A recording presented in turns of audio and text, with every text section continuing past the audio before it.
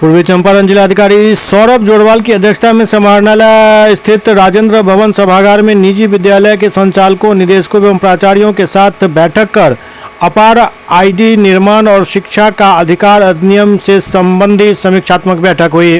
बैठक में मोतिहारी सहित जिले के सभी प्रखंड स्तर के निजी विद्यालय के संचालकों ने हिस्सा लिया।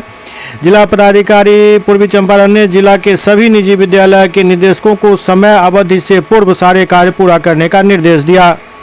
ऐड करा लिए सर। मेरा 3 स्कूल है, तो 2 मोतिहारी ब्लॉक में पढ़ता है, बंजरिया ब्लॉक में पढ़ता है। तो वो हमारे प्रोटोकॉल 22 अभी हमारा पड़ा हुआ है। गवर्नमेंट की स्कूल हमारे पास में 3400 है और प्राइवेट स्कूल मात्र 546 है। इसका रजिस्ट्रेशन हम दिए सर, ज्यादा भी हो सकता है।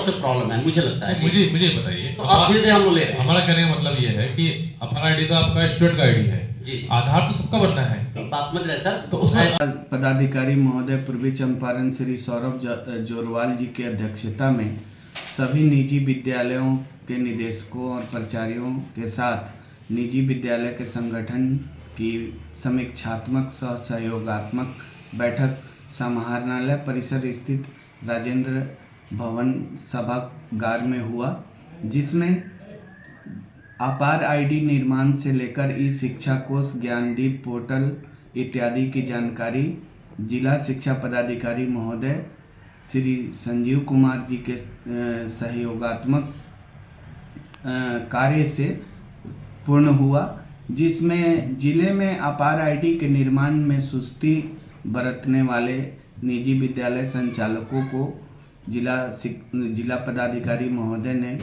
संज्ञान में लिया।